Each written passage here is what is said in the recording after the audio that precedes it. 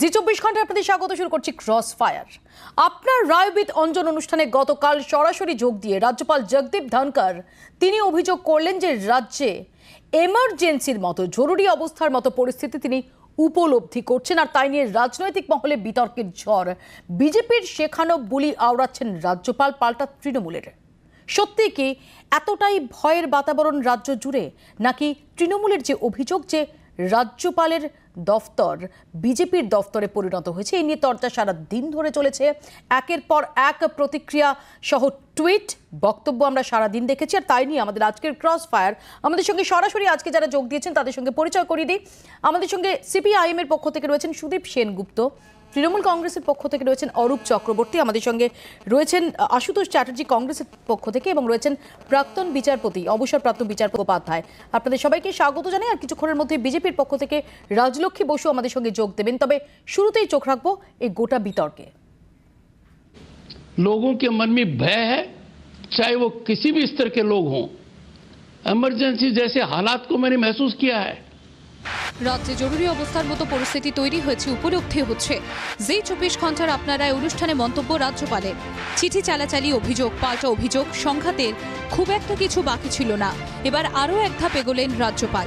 রাজ্যপাল অভিযোগ করবেন, সঙ্গে সঙ্গে জবাব দেবে তৃণমূল কংগ্রেস। গত কয়েক মাস ধরে এটাই পরম্পরা। হাতরাসে যখন দলিত মেয়ে ধর্ষিতা হয় এবং আপনাদের মতো গণমাধ্যম যেখানে প্রায় 26 ঘন্টা বা 28 ঘন্টা ঢুকতে পারে না ঘটনাস্থলে, তখন উনি জরুরি অবস্থা ফিল করেন না। গণতান্ত্রিকভাবেই নির্বাচনের মধ্যে দিয়ে তৃণমূল কংগ্রেস সরকারকে সরিয়ে দেব। রাজ্যপালের অবজারভেশন রাজ্যপাল বলেছেন, রাজ্যপালের বক্তব্যের পক্ষে বিপক্ষে সম্পর্কে আমাদের কোনো বক্তব্য নেই। সাংবিধানিক বিশেষজ্ঞরা বলেন, জরুরি অবস্থা ভারতের গণতন্ত্রের উপর একটি কালো দাগ। এখনও এর দায় তাড়া করে বেড়ায় কংগ্রেসকে। পশ্চিমবঙ্গের পরিস্থিতি নিয়ে রাজ্যপাল সেই জরুরি অবস্থার প্রসঙ্গ টানায় সব মহলে আলোড়ন। রাজনৈতিক বিশ্লেষকরা বলছেন, একের পর এক ঘটনায় রাজ্যপাল সংঘাত তীব্র হয়েছে। একের পর এক বিস্ফোরক অভিযোগ তুলেছেন রাজ্যপাল। বিভিন্ন সময় আমলাদের সম্পর্কে তথ্য চাইলেও রাজ্য সাড়া দেয়নি। এডিজি আইন শৃঙ্খলা জ্ঞানবান সিং নিয়ে উত্তর পাননি রাজ্যপাল। ইস্যু যখন দুর্নীতির অভিযোগ, রাশন, আমফান ও কোভিড চিকিৎসা সরঞ্জাম কেনায় দুর্নীতির অভিযোগ, কোনো ক্ষেত্রে রিপোর্ট না পাঠানোর অভিযোগ রাজ্যপালের। জেলায় রাজ্যপালের প্রশাসনিক বৈঠক নিয়ে সংঘাত, প্রশাসনের নির্দেশে আমলারা বৈঠকে হাজির হননি বলে অভিযোগ রাজ্যপালের। বিভিন্ন ঘটনা আইন শৃঙ্খলা পরিস্থিতি নিয়ে রাজ্যপালের চিঠি ও টুইট। চিঠিতে পুলিশের রাজনীতিকরণের অভিযোগ রাজ্যপালের। সংঘাত কতটা চড়া তা বারবার ফুটে উঠেছে চিঠির ভাষাতে। রাজ্যপাল অভিযোগ করেছেন, মুখ্যমন্ত্রী রাজনীতিকের মতো প্রশাসন চালাচ্ছে। পাল্টা মুখ্যমন্ত্রী বলেছেন, রাজ্যপাল সাংবিধানিক এখতিয়ারের বাইরে যাচ্ছেন। রাজনৈতিক বিশ্লেষকরা বলছেন, এসবের পরিণতিতেই আপনার রায় অনুষ্ঠানে রাজ্যপালের মন্তব্য। ব্যুরো রিপোর্ট, জি 24 ঘন্টা। ইতিমধ্যে রাজলক্ষ্মী আমাদের সঙ্গে যোগ দিয়েছেন। আমি প্রথমে অরূপবাবুর কাছে চলে যাব। অরূপবাবু, বিভিন্ন সময় রাজ্যের আইন শৃঙ্খলা পরিস্থিতি নিয়ে নানা রকম প্রশ্ন তুলেছেন রাজ্যপাল জগদীপ ধনকর, কিন্তু কাল আপনার রায়বিদ অঞ্জন অনুষ্ঠানে যেভাবে সরাসরি তিনি জরুরি অবস্থার মতো পরিস্থিতি তিনি উপলব্ধি করছেন, এটা অত্যন্ত সিরিয়াস বলে মনে করছে রাজনৈতিক মহল। রাজ্যের সাংবিধানিক প্রধান তিনি মনে করছেন যে রাজ্যে জরুরি অবস্থার মতো পরিস্থিতি তৈরি হচ্ছে। মৌপিয়া, 1988 সালে সরকারিয়া কমিটি সেন্টার স্টেট রিলেশনের উপর মানে রাজ্যপালের ভূমিকার উপর একটা খুব সুস্পষ্ট একটা নির্দেশিকা লক্ষণরেখা বেঁধে দিয়েছিল, যেটা পরিষ্কার করে বলা আছে তার রোলটা কি। গভর্নরের রোলটা হচ্ছে এক, choosing the chief minister, testing majority in the house, dismissal of the chief minister, dissolving legislative assembly, recommending president's rule and reserving bill for president's consideration. আমরা দেখছি আমাদের এখানে রাজ্যপাল হিসেবে যিনি এসছেন তাকে দেখছি বিভিন্ন সময় টুইটের মাধ্যমে তিনি একের পর এক উষ্মা প্রকাশ করছেন। কেন? কারণ তিনি প্রশাসনিক বৈঠক ডেকেছেন এবং তাতে ডিএমএসপি কেন উপস্থিত নেই? প্রশাসনিক বৈঠক ডাকার এখতিয়ার রাজ্যপালকে কে দিল?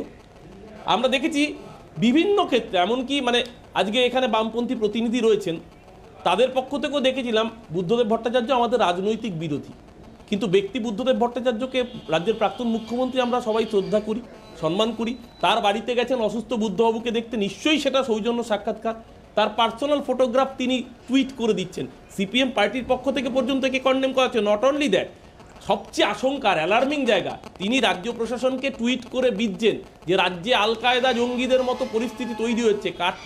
তথ্যের ভিত্তিতে দেখা যাচ্ছে রাজ্যপালের মেসেজে যে মেসেজ এসছে আরএসএস সুধীর, এবং সেই মেসেজ শুদ্ধ রাজ্যপাল টুইট করে দিচ্ছেন। কাদের অঙ্গুলি হেলনে এই টুইট, কাদের অঙ্গুলি হেলনে এইসব কথা বলছেন রাজলক্ষ্মী, প্রশ্ন তুলছে তৃণমূল কংগ্রেস। রাজলক্ষ্মী, আমি সেভেল আলিস্তার আজকে আমার সবচেয়ে খারাপ লাগে মৌপিয়া ডক্টর এসসি কাশ্যপের একটা মন্তব্য দিয়ে আমি নয় অনুষ্ঠানটা শুরু করছি। তিনি বলেছিলেন there are certain areas where the governor may have to use his own wisdom. তাই গভর্নর কি কথা বলছেন সেইটাকে বোধহয় আমাদের একটুখানি বিবেচনা করা উচিত এবং দায়িত্বের সাথে একটুখানি বিবেচনা করা খুব দরকার। আমি আইনের লোক নই, কিন্তু তা সত্ত্বেও এটুকু বলতে পারি সংবিধানের 154 এক ধারা অনুযায়ী এক্সিকিউটিভ পাওয়ার একমাত্র রাজ্যপালকেই দেওয়া হয়েছে, এবং যেটুকুন পড়াশোনা করেছি সেই থেকে এইটুকু খালি বলতে পারি 163(3) তাতেও বলা হয়েছে যে মন্ত্রিমণ্ডলী কোনো রকম প্রশ্ন করলে তা রাজ্যপালকে নিয়ে আর কি, তাছাড়া সেটা কিন্তু কোনো কোর্টেই অনুসন্ধান করা যাবে না। রাজলক্ষ্মী, খুব সিম্পল প্রশ্ন যেটা তৃণমূল কংগ্রেসের তরফ থেকে তোলা হচ্ছে যে বিজেপি যে অভিযোগগুলো, বিজেপির একাধিক নেতা কখনো 356 ধারার কথা বলছেন, কখনো বলছেন আইন শৃঙ্খলা পরিস্থিতি ভেঙে পড়েছে, কখনো এমার্জেন্সির কথা বলছেন, কেন তার অনুরণন রাজ্যের সাংবিধানিক প্রধানের গলায় পাওয়া যাবে, এই প্রশ্ন তৃণমূল কংগ্রেসের তরফ থেকে তোলা হচ্ছে এবং সেখানেই তৃণমূল কংগ্রেস এই কোট আনকোট অঙ্গুলি হেলনের প্রসঙ্গ আনছে। এই সম্পর্কে তোমার কি উত্তর? বেশ মৌপিয়াদি, 2018-তে মুখ্যমন্ত্রী মমতা ব্যানার্জি বলেছিলেন বিজেপিকে ইঞ্চিতে ইঞ্চিতে বুঝে নেব। তারপরে সেই মাননীয় কবিতা লিখলেন, ঝরল রক্ত পড়ল লাশ, জ্বলছে ক্রোধের আগুন, মনুষ্যত্ব বড় বড় করুণ। সত্যি এর আগে মনুষ্যত্ব বড় করুণ হয়ে গিয়েছে বলে আমরা প্রত্যেকটি বিজেপি কর্মী খুন দেখতে পাচ্ছি, জখম দেখতে পাচ্ছি। বাকি থাকলো না বিজেপি সর্বভারতীয় সভাপতিকে আক্রমণ করা। আমরা দেখতে পেলাম আমাদের মিছিলে গুলি চলে, ছড়লা গুলি চলে, আমরা দেখতে পাই সেখানে রং জল চলে। হাইকোর্টের অর্ডারে যখন দ্বিতীয়বারের জন্য ময়নাতদন্তের কথা বলা হয় আমাদের কর্মী মদন করিয়ের, তখন মর্গের মধ্যে পড়ে থাকে। আমাদের লজ্জা লাগে যে এই মুহূর্তে রাজ্যতে মানে রিটায়ার করে দেওয়া কিছু না শুনে শুধু আপনি আপনার সাজানো গুলি উড়ে যাচ্ছেন। আগে প্রশ্নের উত্তর দিন। রাজত্ব চালিয়ে যাচ্ছে। তাহলেই তো বাম কংগ্রেসের কাছে আসবো, কারণ বাম কংগ্রেসও সাম্প্রতিক অতীতে বারবার এই অভিযোগটাই এনেছে যে এই রাজ্যে নাকি গণতন্ত্র নেই, এ রাজ্যে নাকি বিরোধীদের কণ্ঠ রোধ করা হয়, এ রাজ্যে নাকি গণতন্ত্রের কণ্ঠ রোধ করা হয়, এ রাজ্যে নাকি আইন শৃঙ্খলা পরিস্থিতি ভেঙে পড়েছে, এ রাজ্যে নাকি বিভিন্ন সময়ে পুলিশ প্রশাসনের রাজনীতিকরণ তার নিদর্শন দেখা যাচ্ছে এবং সেটা খুল্লা দেখা যাচ্ছে বলে বাম কংগ্রেসের অভিযোগ। সেই বাম কংগ্রেস কি রাজ্যপালের এই আশঙ্কার কথা সেটার সঙ্গে একমত, সেটা এন্ডোর্স করছেন? সুদীপবাবুর কাছে যাব। সুদীপবাবু, গতকাল রাজ্যপাল আপনার রায়বিত অঞ্জন অনুষ্ঠানে যে কথা বলেছেন যে এমার্জেন্সির মতো পরিস্থিতি তিনি উপলব্ধি করছেন, আপনারা কি একমত তার বক্তব্যের সঙ্গে? মৌপি, আমি প্রথমেই বলি, তুমি নাকি বলে যেই কথাগুলি বললে সবকটা নাকিকে বাদ দিয়ে যেই কথাগুলি দাঁড়ায় একদম ঠিক এই একই কথা আমরা বলছি। এই রাজ্যে গণতন্ত্র নেই, এই রাজ্যে অরাজকতার রাজত্ব চলছে এবং এই রাজ্যে স্বৈর শাসনের যে পদধ্বনি, সেই পদধ্বনি আমরা দেখতে পাচ্ছি গত 5 বছর, শুধুমাত্র নয় 10 বছর, কিন্তু 9 করে 2 বছর হয়ে গেল উনি রাজ্যপাল হয়ে এসেছেন। এখন ভোট আসতে কেবলমাত্র 2 মাস বাকি। এখন এই কথা বলা ওনার কাছে ফাঁকা কলসির আওয়াজের বেশি আর কিছু নয় আমাদের কাছে।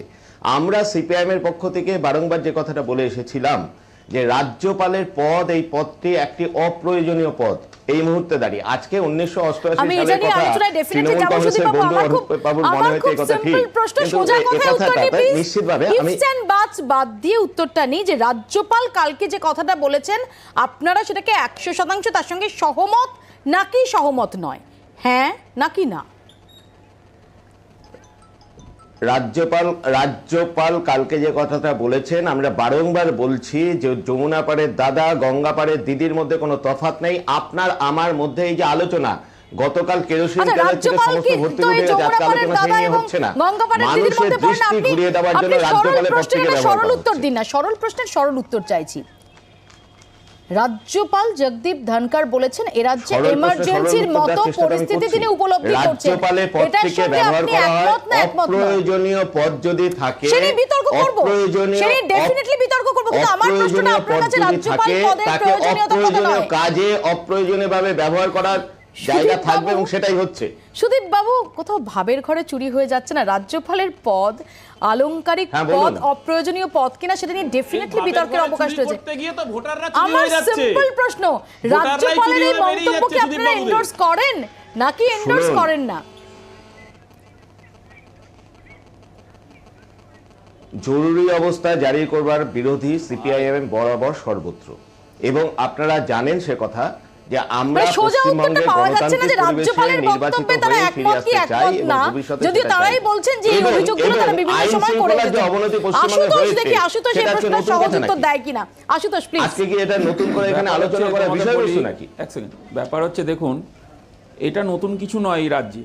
এই রাজ্যে রাজ্যপাল বনাম মুখ্যমন্ত্রী বনাম তৃণমূল কংগ্রেস এটা চলছে, এবং সবথেকে বড় কথা হলো এই রাজ্যপালদের ব্যবহার করে মোদী সরকারের জামানায় যদি আপনি ট্রেন্ড দেখেন, জাতীয় কংগ্রেসের নির্বাচিত সরকার বিভিন্ন রাজ্যে ভাঙা হয়েছে রিগিং করে, কনস্টিটিউশনাল রিগিং যাকে বলে। এবারে যখন আম্বেদকরজি কনস্টিটিউশনটা তৈরি করেছিল মৌপিয়া, তখন উনি ভাবেননি যে এরকম অ্যাবিউজ অফ কনস্টিটিউশনাল পাওয়ার হতে পারে। আমি সব তর্কে যাব, আমি আসছি। সব আলোচনায় না, না, যাব। আশুতোষ, আমি শুধু সিম্পল উত্তর পেতে Simple চাইছি। উত্তর এটাই। রাজ্যপালের কালকের কথাটা, তার সঙ্গে তোমরা একমত না একমত না, তার না, সারবত্তা আছে কি নেই? সিম্পল প্রশ্ন। সিম্পল উত্তর এটাই যে রাজ্যে তৃণমূল কংগ্রেসের নেতৃত্বে যে রাজনৈতিক একটা হিংসা চলছে সেটা সবাই দেখছে, তার সাথে কিন্তু বিজেপিও জড়িত। এবারে মুশকিল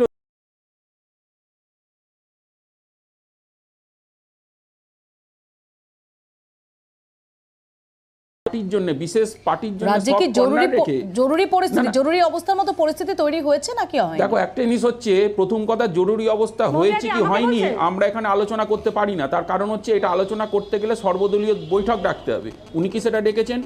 বা রাজ্যের প্রশাসন কোনো স্টেপ নিয়েছেন? নেননি এখনো। উনি বলছেন যে আমার ফিলিং হচ্ছে, ওনার তো অনেক ফিলিংই হচ্ছে। না, ওনার তো না, আপনাদেরও কি একই ফিলিং হচ্ছে নাকি আপনারা মনে করছেন যে না, কখনোই না, এ রাজ্যে গণতন্ত্র বহাল রয়েছে? কংগ্রেসের নেতৃত্বে কংগ্রেসের লোকেরা জেল খেটেছে, এনডিপিএস অ্যাক্ট খেয়েছে, এটা সবাই জানে। আমরা তো রাজ্যপালের কাছে গেছি বিভিন্ন জায়গায়। উনি নিশ্চয়ই ডেকে পাঠাতে পারেন, উনি নিশ্চয়ই খোঁজ খবর নিতে পারেন। ওনার এখতিয়ারের ভেতরে পড়ে আর্টিকেল 154। এনারা যেটা আলোচনা করছিলেন, এতক্ষণ ধরে ঝগড়া করছেন, এত ঝগড়ার দরকার নেই। বিষয়টা খুব সরলভাবে দেখতে হবে যে ওনাকে নিরপেক্ষ থাকতে হবে। উনি কোনো একটা সফট পলিটিক্যাল পার্টির কর্নার নিয়ে যদি ঘোরে, দ্যাট ক্রিয়েটস আ কোয়েশ্চেন। আমি এখানে আসবো। সবচেয়ে লজ্জাজনক জায়গাটা কোথায় আসছে জানো তো? যখন আমরা দেখি পশ্চিমবঙ্গের রাজ্যপাল গভর্নরের চেয়ারে বসে টুইট করতে গিয়ে লেখে যে আমি সেই চেয়ারে বসে রয়েছি, যেখানে বঙ্গভঙ্গ করেছিলেন। গোপাল কৃষ্ণ গান্ধীর সময় এই কথাটা মনে ছিল না আপনাদের? আর হিম করা সন্ত্রাসের কথা বলে গিয়েছিলেন রাজ্যপাল। বিরোধী নেত্রীর মুখ্যমন্ত্রীকে বলেছেন উনি, অবস্থানে চলে গিয়েছেন রাজ্যপাল, তখন মনে ছিল না? আমি এ প্রসঙ্গে আজকে আলোচনায় আসবো, আমি একটু 1988 বিচারপতি কথা বলে- গঙ্গোপাধ্যায়ের কাছে আসি প্লিজ। আমি বাকিদের একটু শান্ত হতে বলবো, কারণ ডেফিনেটলি রাজনৈতিক বিতর্কের মধ্যে বিচারপতি গঙ্গোপাধ্যায় থাকবেন না। আমি বিচারপতি গাঙ্গুলির কাছে আসবো। বিচারপতি গঙ্গোপাধ্যায়, আপনার কি মনে হয় যে রাজ্যপাল যে কথাটা কালকে আপনার রায়বেত অঞ্জন অনুষ্ঠানে বলেছেন, তার সারবত্তা আছে নাকি সারবত্তা নেই? সেটা কি তার এখতিয়ারের মধ্যে পড়ে? এ ধরনের মন্তব্য একজন সাংবিধানিক প্রধান হিসেবে সংবিধান তাকে সেই স্পেসটা দেয়, প্রোভাইড করে?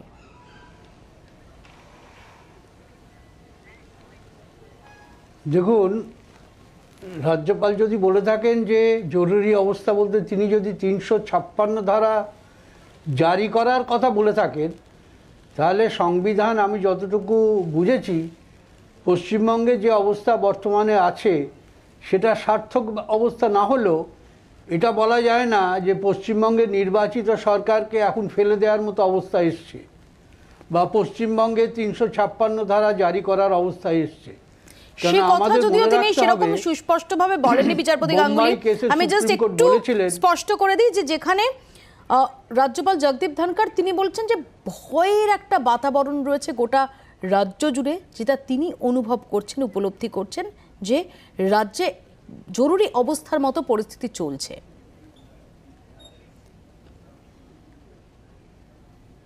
এখন সুস্পষ্ট করে কথা না বললে তো তার কোনো জবাব দেওয়া শক্ত। কেননা তিনি যদি মনে করেন যে 356 ধারা জারি করার মতো পরিস্থিতি পশ্চিমবঙ্গে আছে, আমি একটু বলে দিই বিচারপতি গাঙ্গুলি, সে কথা তিনি বলছেন না। তিনি সে কথা তিনি স্পষ্ট করে বলেননি। তিনি বলছেন যে যেটা চলছে সেটাকে তিনি এমার্জেন্সির সঙ্গে তুলনা করছেন। তাহলে অর্থাৎ যে পরিস্থিতি চলছে, দেখুন, এই ধরনের মানে হ্যাঁ, এই ধরনের ভাষা কথা এতে রাজনৈতিক বিতর্ক সৃষ্টি হতে পারে। রাজনৈতিক বিতর্কের মধ্যে আমি যাব না, কিন্তু সাংবিধানিক যদি কোনো কথা ওঠে তাহলে আমি বলবো যে সুপ্রিম কোর্ট যে কথা বলেছেন, সরকারিয়া কমিশন যে কথা বলেছেন, এবং আমাদের সংবিধানে যে 356 ধারা যেসব কথা বলা আছে, সেই সমস্ত মাথায় রেখে আমি বলবো যে পশ্চিমবঙ্গে এখন সাংবিধানিকভাবে 356 ধারা জারি করার অবস্থা নেই আমার মতে। অরূপবাবুর কাছে আসবো। অরূপবাবু, আমরা বিরতিতে যাওয়ার একটু আগেই সুদীপবাবু যে প্রসঙ্গটা তুলছিলেন, যে যখন রাজ্যপাল গোপালকৃষ্ণ গান্ধী ছিলেন, তিনি যখন বলেছিলেন যে হার হিম করা আতঙ্কের পরিবেশ, সেই সময় আপনাদের খুব পছন্দ ছিল, কারণ আপনারা তখন বিরোধী দলে ছিলেন। আর এখন যখন রাজ্যপাল জগদীপ ধনখড় বলছেন, এখন আপনাদের আপত্তি, আপনাদের মনে হচ্ছে যে তিনি তার সাংবিধানিক অধিকার সেটাকে লঙ্ঘন করছেন। মৌপিয়া, দুটোর মধ্যে বেসিক পার্থক্যটা হচ্ছে গোপালকৃষ্ণ গান্ধী কখনো কোনো পার্টির পক্ষে সরাসরি এভাবে দাঁড়াননি। গোপালকৃষ্ণ গান্ধী নিশ্চিতভাবে যে সন্ত্রাস হয়েছিল তার বিরুদ্ধে বলেছেন। আমি কেন পার্টিকুলারলি জগদীপ ধনখড় চলে গিয়েছিলেন গোপালকৃষ্ণ গান্ধী, এই সুদীপ বাবু, আপনার বলার সময় আপনি বলবেন, আগে শুনে নিন, আগে শুনে নিন, আগে শুনে। এটা টালিগঞ্জ জোনাল কমিটি নয় যে আপনি আপনার মত চাপিয়ে দেবেন। আপনি শুনে নিন আগে, আপনি শুনে নিন আপনার টালিগঞ্জ জোনাল কমিটির কথা, তারপর কি মত চাপাবেন। সমস্যাটা হচ্ছে অন্য জায়গায়। বিজেপি শাসিত আমলে এই জন্য তো 7% নেমে গেছেন। আপনি থামুন, আপনি থামুন, 7% নেমে গেছেন এই জন্যই। বিজেপি শাসিত দেশে আমরা দেখতে পাচ্ছি, এই মৌপিয়া, উনি যদি কন্টিনিউয়াস কথা বলেন তাহলে কেউ কথা বলতে পারবে না। উনি যদি কন্টিনিউয়াস কথা বলেন তাহলে কেউ কথা বলতে পারবে না। উনি যদি সবার সময় কথা বলেন তাহলে কেউ কথা বলতে পারবে না। আমি কন্টিনিউয়াস এটা করছি না, আমি উত্তর নিচ্ছি তো। অরূপবাবু বলুন। বিজেপি শাসিত আমলে আমরা দেখছি, এটা শুধুমাত্র পশ্চিমবঙ্গ বলে না, ইনসান সারা ভারতবর্ষে ছড়িয়ে রয়েছে। আপনি যদি দেখেন, নাজমা হেপতুল্লাহ গিয়েছিলেন মণিপুরের রাজ্যপাল হয়ে। মণিপুরে বিজেপি জিতেছিল 21টা আসনে, কংগ্রেস জিতেছিল 28টা আসনে। বিজেপিকে সরকার ডাকতে গড়া হয়েছিল, কারণ বলেছিল বিজেপির সাথে বাকি শরিকদের অ্যালায়েন্স রয়েছে যাদের সংখ্যা বেশি। অথচ এই একই লজিক যদি কর্ণাটকের ক্ষেত্রে দেখা যায়, জেডিএস আর কংগ্রেসের জোট সংখ্যা কিন্তু বিজেপির থেকে বেশি ছিল, কিন্তু সেখানে বিজেপিকে ডাকা হলো সরকার গড়তে, কারণ বিজেপির নাকি সেখানে সেন্ট্রালি এককভাবে সংখ্যাগরিষ্ঠতা বেশি ছিল। আমরা এইরকম দেখেছি। শুনুন, আমরা তো ছোটবেলা সেই পড়তাম না, ওই শাস্ত্র কথায় পড়তাম না, প্রথম প্রহরে ছাত্র জাগে, দ্বিতীয় প্রহরে ভোগী, তৃতীয় প্রহরে তস্কর জাগে, চতুর্থ প্রহরে যোগী। তো তৃতীয় প্রহরে তস্কর জাগে জানতাম, আমরা দেখলাম ভারতবর্ষের বুকে এই প্রথম ইনস্ট্যান্স হলো যে রাতের তৃতীয় প্রহরে রাজ্যপাল জেগে মহারাষ্ট্রের বুকে দেবেন্দ্র ফডনবিসকে শপথ গ্রহণ করালেন, যার দুদিনের মাথায় তাকে চলে যেতে হলো। এই দৃষ্টান্ত এই ভারতবর্ষের বুকে বিজেপি শাসিত রাজ্যপালরা তৈরি করেছেন। আজকে এই জায়গায় আমার খারাপ লাগে, তথাগত রায় তিনি রাজ্যপাল ছিলেন, তিনি টুইট করেছিলেন বাঙালি মেয়েরা বার ডান্স করতে যায়। তিনি দেখুন, আমাদের সাথে সিপিএম এর মতের বিরোধ থাকতে পারে, মৌপিয়া, আমাদের সাথে সিপিএম এর মতের বিরোধ থাকতে পারে, কিন্তু লেনিনের মূর্তি ভাঙাকে যিনি উচ্ছ্বাস করে টুইট করেন, রিটুইট করেন, একজন রাজ্যপালের পদে বসে এটা করা যায়? একজন রাজ্যপালের পদে বসে এটা বলা যায় যে গুজরাটে যে দাঙ্গা হয়েছে 2002, তার জন্য আমি হিন্দু হিসেবে গর্বিত? এটা রাজ্যপালের সাংবিধানিক পদে বসে এই টুইট করা যায়? আজকে ভারতবর্ষের বুকে রাজ্যপালগুলোকে বিজেপি তার পার্টি স্পোকপারসনে পরিণত করেছে। আমি তো বলবো, পরের দিন থেকে স্টুডিওতে রাজলক্ষ্মীর বদলে আগামী দিন ওই অপমানিত কাকুকে ডেকে আনুন। রাজলক্ষ্মী দেবীর দরকার নেই, ওনার বদলে অপমানিত কাকুকে ডেকে আনুন, যিনি কথায় কথায় অপমানিত হন। ওই অপমানিত কাকুকে পরের দিন থেকে প্যানেলে রাজলক্ষ্মী দেবীর আপনার জায়গায় বসিয়ে দিন। লজ্জা করে না? ন্যূনতম যে সাংবিধানিক দায়বদ্ধতা, ন্যূনতম যে সংবিধানকে রক্ষা করার মর্যাদা পার্টির দাঁড়ালে পরিণত হয়েছে। রাজ্যপাল পদ থেকে উঠিয়ে দিয়ে মুরলীধর লেনে রাজ্য পার্টি অফিসে মুখপাত্র পদে পরিণত করে নির্বাচিত মুখ্যমন্ত্রী, আপনি একজন মনোনীত রাজ্যপাল। এটা বোধহয় ভারতের ইতিহাসে প্রথমবার ঘটেছিল, এবং আমাদের রাজ্যের 23শে এপ্রিল 2020-তে আমাদের লজ্জা লাগে।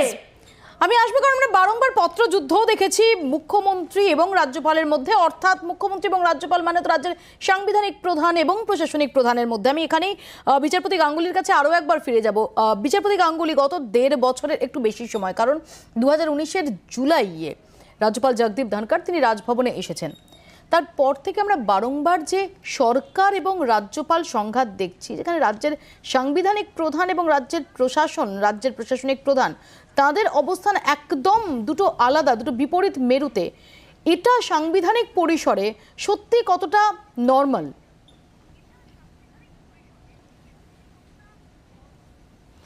ধরুন এই ধরনের সংঘাত কিন্তু অভিপ্রেত নয়। এই দুপক্ষকেই একটু সংযম দেখানোর দুপক্ষেরই প্রয়োজন আছে। যেরকম রাজ্যপালকে কাজের সমালোচনা হতেই পারে, কিন্তু সেই সমালোচনায় কখনোই শালীনতার সীমা লঙ্ঘিত হওয়া উচিত নয়।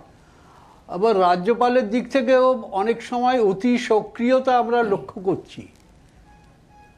তিনি প্রায় প্রশাসনিক বৈঠক ডাকছেন, এই ধরনের নজির কিন্তু এর আগে কোনো রাজ্যপালের আমলে আমরা দেখিনি, এবং এর কোনো নজির কিন্তু সংবিধানেও নেই। এই ধরনের কাজকর্মের জন্য রাজ্যপাল সমালোচিত হতেই পারেন, কিন্তু সমালোচনার মধ্যে শালীনতাটা বজায় রাখাটা উচিত বলে আমার মনে হয়। আবার বিচারপতি গাঙ্গুলি, আমার এখানের প্রশ্ন যে আবার যেটা রাজ্যপালের তরফ থেকে বলা হচ্ছে যে যদি তিনি রাজ্যের সাংবিধানিক প্রধান হিসেবে বৈঠকে ডাকেন, রাজ্যের প্রশাসনিক নানান পদাধিকারীদের বৈঠকে ডাকেন, বা তিনি আচার্য হিসেবে, চ্যান্সেলর হিসেবে ভাইস চ্যান্সেলরদের আলোচনায় ডাকেন, তাহলে তাদের অনুপস্থিতি সেটাও কাঙ্ক্ষিত কিনা?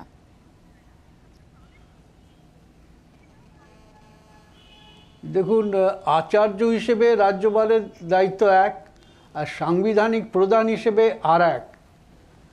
সাংবিধানিক প্রধান হিসেবে রাজ্যপাল কতগুলো সাংবিধানিক সুযোগ সুবিধে এবং প্রোটেকশন পেয়ে থাকেন, কিন্তু আচার্য হিসেবে পান না।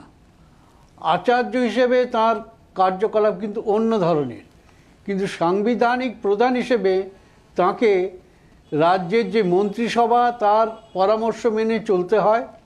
অবশ্য তিনি তার ইনফরমেশন চাইতে পারেন, কোনো খবরাখবর তিনি চাইতে পারেন, এবং সে চাইতে পারেন মাননীয় মুখ্যমন্ত্রীর কাছ থেকে।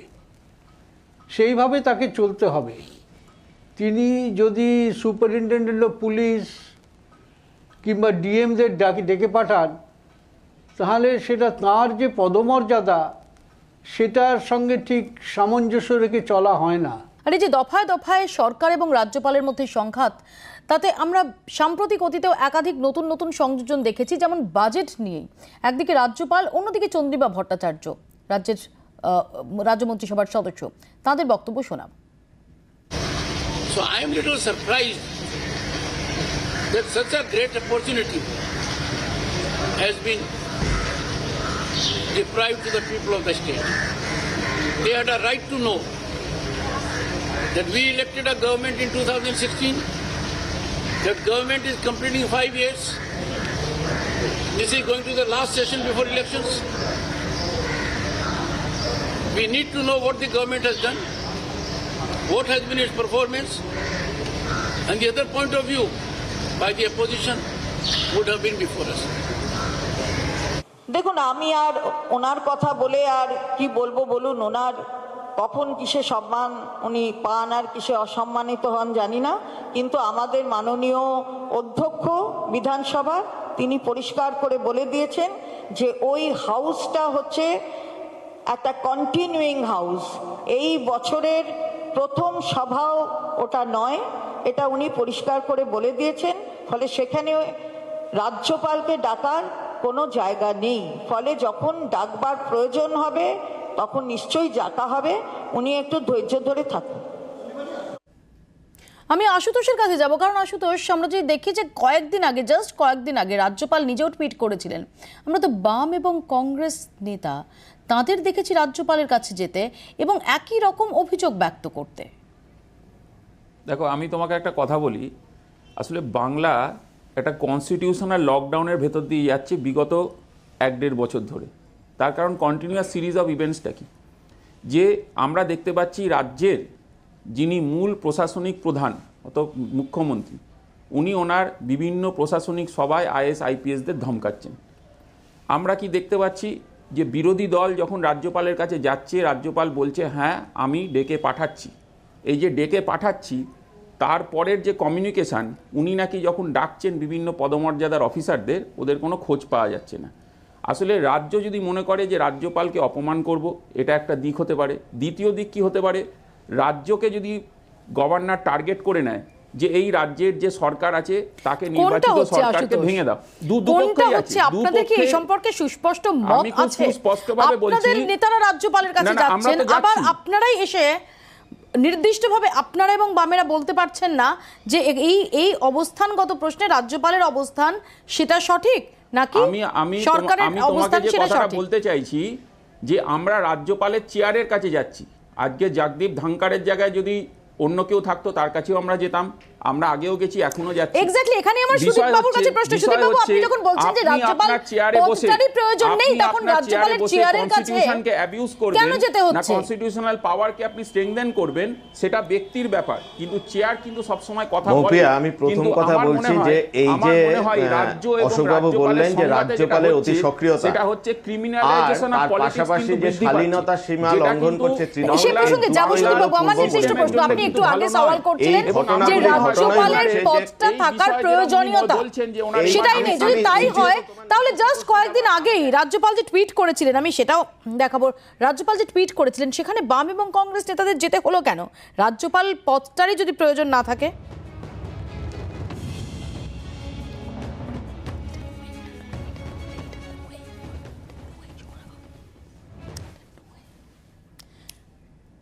শোনা যাচ্ছে?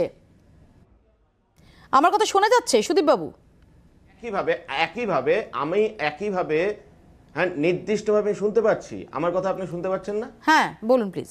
আমরা রাজ্যপালের চেয়ারে ডেপুটেশন দিতে চাই তোমাদের দৃষ্টি আকর্ষণ করবার জন্য। রাজ্যপালের কাছে যদি আমরা ডেপুটেশন দিতে চাই, মিডিয়া তাও 2 মিনিট আমাদের দেখাবে, অন্য সময় মিডিয়া আমাদের ব্ল্যাক আউট করে যায়। আজকের আলোচনার টেবিলে বসে যেমন আমাকে কথা বলার সুযোগ দেওয়া হচ্ছে, মিডিয়ার ভরসায় বেঁচে আছেন, এটা স্বীকার করে নেওয়ার জন্য 7% পার্টিকে ধন্যবাদ। একইভাবে আমরা যাই ওই চেয়ারের কাছে কেবলমাত্র, আমরা জানি ওটা ফাঁকা কলসির আওয়াজ বেশি হয় না, আমরা জানি ওনার কিচ্ছু করণীয় নেই এবং উনি করবেনও না। যতদিন বিজেপি সরকার ছিল, অন্য কোনো কর্মসূচি অন্য কোনো কর্মসূচি মিডিয়াতে দেখানো হয় না, এটা আপনি হলফ করে বলতে পারবেন? মোদি, নীরব মোদি আর বিনয় মিশ্র, তাদের দুটো দলের মধ্যে কোনো তফাৎ নেই, নির্দিষ্টভাবে তাই। রাজনীতি করে আজকে আমি একটু দেখি যে আশুতোষ আপনাদের সঙ্গীরা একমত কিনা, যে আশুতোষ সত্যি কি তাই? আমরা 1988 সালে সরকারি কমিশনের কথা সেদিনও বলেছি, আজকেও বলেছি। বাজপেয়ী দলের কয়লা মন্ত্রী, বাজপেয়ী দলের স্বাস্থ্যমন্ত্রী হয়ে বাজপেয়ী যখন একের পর এক নানান ধরনের জায়গায় গিয়ে 356 ধারা জারি করবার হুমকি দিচ্ছিলেন, তখন কোথায় ছিলেন আপনারা? কোথায় ছিল মমতা ব্যানার্জি? 1998 থেকে 2011, 13 বছরে 13,000 বার রাজ্যে 356 ধারা আলোচনা হয়েছে আমরা বারংবার বলছি, আমরা মনে করি রাজ্যপালের পদটি অপ্রয়োজনীয় পদ এবং এই অপ্রয়োজনীয় পদ রাজ্যপালের পদের তো একটা প্রয়োজনীয়তা পাওয়া গেল আপনার কথা মতো। যে সুদীপ বাবু, আবার একটা নাকি বলেই বলি, আপনার কথা মতো তাহলে রাজ্যপালের পদের একটা প্রয়োজনীয়তা তো আপনি নিজেই স্বীকার করলেন যে রাজ্যপালের কাছে গেলে তবে নাকি আপনাদের বিষয়টা পাদপ্রদীপের। আপনারা 34 বছর ক্ষমতায় ছিলেন, এখনো ডেফিনেটলি দেশের তাবর নেতারা, বিভিন্ন রাজনৈতিক দলের নেতারা মনে করেন যে বামেদের যে ইস্যুগুলো, বামেদের যে বক্তব্যগুলো, সেগুলোর প্রাসঙ্গিকতা নিয়ে এখনো অবধি চর্চা চলে। সেখানে দাঁড়িয়ে আপনি নিজে বলছেন যে রাজ্যপালের কাছে যেতে হয় কারণ আপনাদের বিষয়গুলোকে সামনে আনার জন্য। রাজনৈতিক দেউলিয়াপনার এর থেকে বড় সুস্পষ্ট উদাহরণ নিজের মুখে স্বীকার করে নেওয়া বোধহয় এর আগে কখনো হয়নি, যেটা সুদীপ বাবু নিজে স্বীকার করলেন। মিডিয়ার দৃষ্টি আকর্ষণ তোমরা আমাদের কথা সামনে আনবে না। এই যে আজকে আমি বারে বারে বলবার চেষ্টা করছি যে আজকের এই বিতর্কটা, এটা না, এই যে আপনাদের দারুণ একটা এসকেপ রুট দিতে পারি না মিডিয়ার একজন সাধারণ মিডিয়ার একজন সাধারণ কর্মী হিসেবে, এই যে আপনাদেরকে এসকেপ রুট দিতে পারি একটা নন্দ ঘোষের ভূমিকায় মিডিয়াকে রেখে, আপনারা বিভিন্ন অপছন্দের প্রশ্ন সেগুলোতে মিডিয়াকে নন্দ ঘোষ করে সেই প্রশ্নগুলো থেকে বেরোতে পারে।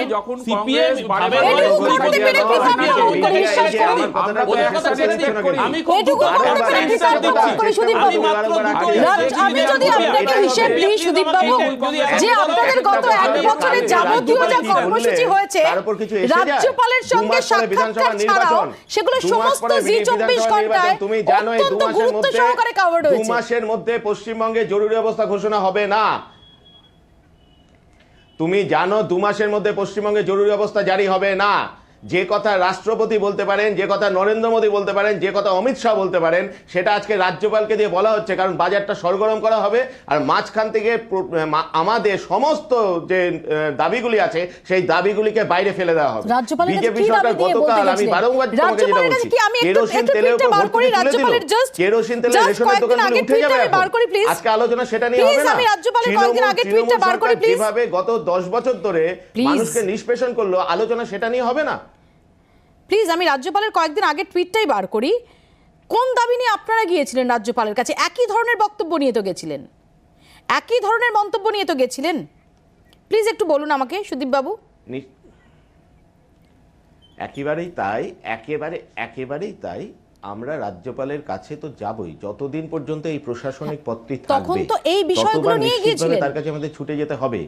আমরা তার কাছে যাব যাতে তিনি আমি সেই কথাই বলছি যে গত 2 বছর হয়ে গেল উনি আমাদের এখানে রাজ্যপাল। এই 2 বছরে উনি কিছু টুইট করেছেন আর সামনে দাঁড়িয়ে, মিডিয়ার সামনে দাঁড়িয়ে কিছু ভাষণ দিয়েছেন। এছাড়া তিনি কি কাজটি করেছেন? আসলে রাজ্যপালের কিছু করার এখতিয়ারই নেই। আপনি অশোক গাঙ্গুলি মহাশয় এখানে আছেন, তাকে জিজ্ঞেস করুন, অশোক গাঙ্গুলিকে মহাশয়কে জিজ্ঞেস করুন। রাজ্যপালের পদটি একটি অপ্রয়োজনীয় পদ, এবং এই পদ আমরা দেখেছি অতীতে অনেক সময় অপ্রয়োজনীয় কাজে ব্যবহৃত হয়েছে। আমরা ধর্মবীরের নাম ভুলে যাইনি, আমি ত্রিপুরা সেই সময় মুখ্যমন্ত্রীর সময়কার কথা ভুলে যাইনি। বিভিন্ন জায়গায় মানুষের গণতান্ত্রিক অধিকারকে হরণ করবার জন্য কেন্দ্রীয় সরকার এই পদটিকে ব্যবহার করে, এবং আজকেও এই সময় তাই হয়ে যাচ্ছে। যে কাজটি রাষ্ট্রপতি নিজে করতে পারেন, নরেন্দ্র মোদী নিজে করতে পারেন, তারা সেই কাজটি না করে এই রাজ্যপালকে ব্যবহার করছেন কেন? কারণ বাজারটা সরগরম হবে, হয় বিজেপি নয় তৃণমূল, হয় বিজেপি নয় তৃণমূল, এই বাইনারির মধ্যে আমরা খেলবো। আমি আলোচনায় ফিরব, সংক্ষেপে আশুতোষের কাছে প্রথমে যাব। আশুতোষ, আমি আরো একবার মনে করছি, কয়েকদিন আগে জগদীপ ধনকর রাজ্যপাল তিনি যেটা বলেছেন যে বাংলায় ভোটের আগে ভয়ের পরিবেশ থাকে, কালো উনি ভয়ের পরিবেশের কথা বলেছেন। তিনি অবসরপ্রাপ্ত পুলিশ আধিকারিকদের প্রসঙ্গ টেনেছেন, তার অভিযোগ যে তাদের নাকি রাজনৈতিক অ্যাক্টিভিটিতে নিয়োগ করা হচ্ছে। জাস্ট আমি 1 ফেব্রুয়ারি রাজ্যপালেরই টুইট সেটা দেখতে পাচ্ছি ভিডিওতে। আব্দুল মান্নান, সুজন চক্রবর্তী তারা দেখা করতে গিয়েছিলেন রাজ্যপালের সঙ্গে, এবং সেখানেও রাজ্যপাল লিখছেন যে এই বিষয়গুলো নিয়ে তারা কনসার্ন প্রকাশ করেছেন। অর্থাৎ তাহলে রাজ্যপালের বক্তব্য এবং আপনাদের বক্তব্য তো একই। এখানে দুটো ব্যাপার আছে। প্রথম কি, 2016 সালের পঞ্চায়েত নির্বাচন যদি দেখেন, কংগ্রেসের বিধায়ক বিধায়িকাকে ফেলে মারা হয়েছে রাস্তায়, এটা আমরা সবাই দেখেছি। এটা কোন গণতন্ত্রের কথা রাজ্য বলে আমি জানি না। 2, যে আপনি যে ভয়ের পরিবেশ বললেন, 2016 সালের পঞ্চায়েত নির্বাচন যদি দেখেন কোথাও না, দাঁড়ান না, আমি আসছি 16 বিধানসভা আমি জানি, আমি শোনো না, তার আগে পঞ্চায়েত নির্বাচন যদি দেখেন এটা বুঝতে। এবার বিধানসভায় আসুন। 16 সালের বিধানসভায় যখন প্রার্থীরা দাঁড়ালো, আমরা অনেক জায়গায় ইলেকশন কমিশনকেও জানিয়েছি যে বিভিন্ন জায়গায় আমরা চাপা সন্ত্রাস দেখেছি। এবার এটা মানুষও দেখেছে, এটা মিডিয়াও দেখিয়েছে। এবার আসছি রাজ্যপাল কি বলছে। রাজ্যপালের বিষয় হচ্ছে খুব পরিষ্কার, যে আমরা রাজ্যপালকে জানাচ্ছি, তার কারণ তার যে পদ আছে তিনি কনস্টিটিউশনাল প্রোটেক্টর বা কনস্টিটিউশনাল হেড। এবারে বিষয় হচ্ছে, আমার প্রশ্নটা আমি বোঝাতে পারছি না, হয়তো এটা হয়তো আমারই দুর্বলতা আশুতোষ এবং সুদীপ বাবুকে। না আমি তোমাকে অভিযোগগুলো আপনারা করছেন, রাজ্যপাল এমার্জেন্সি পরিস্থিতি এটাকে বলার জন্য সেই বিষয়গুলোকেই আনছেন, সেগুলোকেই আনছেন, আর তার আধারেই বলছেন যেগুলো জরুরি পরিস্থিতি, এমার্জেন্সির মতো পরিস্থিতি। আমি তো খুব পরিষ্কারভাবে বলছি যে হ্যাঁ, এই যে সিচুয়েশনের কথা উনি বলছেন, এমার্জেন্সি করে যে উনি বলছেন সন্ত্রাস হচ্ছে, এটা ঠিক, কিন্তু একটি বিশেষ পলিটিক্যাল পার্টিকে শিল্ড করে, সেফগার্ড করে ওনার যদি কোনো মন্তব্য থাকে, that is a different issue. আমি বারবার করে বলছি, আমরা রাজ্যপাল শান্তিস্বরূপ ধাওয়ানকে দেখেছিলাম যে এই রাজ্যে নকশাল প্রতিরোধ করতে কতটা প্রোঅ্যাক্টিভ হয়েছিলেন। আপনারা দেশ বিক্রি করাটাকে বন্ধ করুন তো, কৃষকদের কথা নিয়ে কথা বলুন না। প্রত্যেকদিন কর্মীরা আহত এবং নিহত হচ্ছেন, তখন যদি উনি প্রোঅ্যাক্টিভ ভূমিকা পালন করেন, তখন উনি হয়ে যাচ্ছেন বিজেপির মানুষ। বেশ, এবার রাজ্যপালকে কিরকম ভাবে অপমান করা হয়েছে তার দুটো খালি উদাহরণ দিচ্ছি। ভাইস চ্যান্সেলর নিয়োগ এবং বদলির অধিকার রাজ্যপালের থেকে নিজেই নিয়ে নিলেন মুখ্যমন্ত্রী মমতা ব্যানার্জি, মুখ্যমন্ত্রী হওয়ার 7 দিনের মধ্যে একটা গেজেট নোটিফিকেশন দিয়ে। এবং আমরা সদ্য দেখলাম এই তৃণমূলের এক সাংসদ তিনি বলছেন রাজ্যপালের বিরুদ্ধে কলকাতা পুলিশকে দিয়ে আইপিসি 186 এবং 180 কিছুদিন আগেই তো মুখ্যমন্ত্রী রাজ্যপালের বাড়ি ঘুরে এসেছেন। হাস্যকর এই সমস্ত কথা। অরূপদা। আর মৌপিয়া দিয়ে একটা খালি কথা, এই যে রাজ্যপাল মৌপিয়া, মহাশয় বলছেন না এ তো ভয়ের অনর্গল পরিবেশ। এক্সপ্রেস, এ না থামলে আমি কেউ খালি কথা বলছি, বলতে দেয় না। 28শে মৌপিয়া, জানুয়ারি মৌত্রিশা দে মৌপিয়া, আমি তিনি দুটো মল্লারপুরে instance বলতে দশম চাই, শ্রেণীর মৌপিয়া। খুব সংক্ষেপে 30 সেকেন্ডে অরূপ চক্রবর্তী, অরূপদা প্লিজ। মৌপিয়া, তার বাবাকে জোর জবরদস্তি এই রাজ্যপালকে মিথ্যে আমরা অভিযোগে দেখেছি পুলিশ ধরে নিয়ে দুর্গাপুজোর গিয়েছে। কার্নিভালে তিনি সবুজ গুরুত্ব সাথীর না পেয়ে সাইকেল টুইট ফিরিয়ে করতে দিয়েছে। অপমানিত সত্যি হয়ে এখানে ভয়ের এই পরিবেশ রাজ্যপালকে রাজ্যে। আমরা দেখেছি বাজেটে কেন ওনাকে লাইভ দেখানো হয়নি তাই নিয়ে টুইট করতে। আবার এই রাজ্যপালকেই দেখেছি লর্ড কার্জন যে চেয়ারে বসে বঙ্গভঙ্গ করেছিলেন তাতে গর্বিত হয়ে বসে টুইট করতে। আজকে যদি লর্ড কার্জন বেঁচে থাকতেন এই রাজ্যপাল হয়তো ওনার কাছে গিয়ে ওই শ্রীমান পৃথ্বীরাজের গানটা গাইতেন, যদি কৃপা করি করো মোরে রায় বাহাদুর। আজকে উনি নেই, ওনার জায়গায় ওনাদের যে প্রভুরা আছে ওনার কাছে গিয়ে গান করুন, যদি কৃপা করি আমি করো খুব মোরে। সংক্ষেপে শুধু বিচারপতি গাঙ্গুলির কাছে আসবো। সবশেষে বিচারপতি গাঙ্গুলি, একদিকে যেমন রাজ্যপালের বিরুদ্ধে বিভিন্ন সময় সাংবিধানিক যে পরিসর সেটাকে লঙ্ঘনের অভিযোগ উঠেছে, আবার রাজ্যপালের প্রতি আচরণের ক্ষেত্রে রাজ্য সরকারের ভূমিকা সেটাও তো একাধিকবার প্রশ্নের মুখে এসেছে। এই সম্পর্কে আপনার কি মত? আমি তো বললাম একটু আগে যে রাজ্যপালের ভূমিকার সমালোচনা গণতন্ত্রে হতেই পারে, সেটা কিছু নতুন জিনিস নয়, কিন্তু সেই সমালোচনা করার সময় মনে রাখা উচিত যে রাজ্যপাল সাংবিধানিক প্রধান, এ রাজ্যের সাংবিধানিক প্রধান, এবং তাকে যখন সমালোচনা করবেন এই সমালোচনার ভাষাটা গণতান্ত্রিক ভাষা হওয়া উচিত। সেই ভাষাটা ব্যক্তিগত কুৎসার পর্যায়ে যেন না যায়। এটা তো আমি বারবার বলছি, শালীনতার সীমাটা বজায় রাখা অত্যন্ত প্রয়োজনীয়। অনেক আমি আমার ধন্যবাদ বক্তব্য- বিচারপতি গাঙ্গুলি, অনেক ধন্যবাদ অরূপ দা, রাজলক্ষ্মী, সুদীপ বাবু এবং আশুতোষ। গত 1.5 বছরেরও বেশি সময় ধরে প্রথমে কখনো অম্ল মধুর দেখা যাচ্ছিল, কখনো যেমন দেখা যাচ্ছিল যে পারস্পরিক আমন্ত্রণ নিমন্ত্রণের আবহ যেমন দেখা যাচ্ছিল, কিন্তু ধাপে ধাপে ধাপে ধাপে সংঘাতের যে বাতাবরণ সেটা ক্রমশ এক স্তর থেকে আরেক স্তরে, কখনো কখনো নজিরবিহীন হওয়ার ক্ষেত্রে যে ক্রাইটেরিয়া থাকে সেটাকে অবধি পূরণ করে ফেলেছে। সেই জায়গায় দাঁড়িয়ে প্রত্যেক দিনই নতুন নতুন মোড়, এবং যাতে নিঃসন্দেহে নতুন সংযোজন। গতকাল এত সিরিয়াস একটা অভিযোগ রাজ্যপালের তরফ থেকে আসা যে রাজ্যে এমার্জেন্সির মতো পরিস্থিতি তিনি উপলব্ধি করছেন। এই সংঘাতের শেষ কোথায় তা কারো জানা নেই। সাংবিধানিক অধিকার কে লঙ্ঘন করছেন? রাজ্যপাল লঙ্ঘন করছেন নাকি রাজ্য সরকারের তরফ থেকেও খানিকটা তার প্রতি আচরণে সেই লঙ্ঘনের গীত থাকছে, তাই নিয়ে চর্চা চরমে। আপাতত এতে যে জ্যোতিচিহ্ন পড়ার কোনো রকম সম্ভাবনা নেই সেটা কিন্তু বুঝতে রাজনৈতিক বিশেষজ্ঞ হওয়ার দরকার পড়ে না। কোন দিকে যায় পরিস্থিতি সেদিকে আমাদের নজর থাকবে। আপাতত ক্রসফায়ার এখানেই শেষ করছি। দেখতে থাকুন জি 24 ঘন্টা।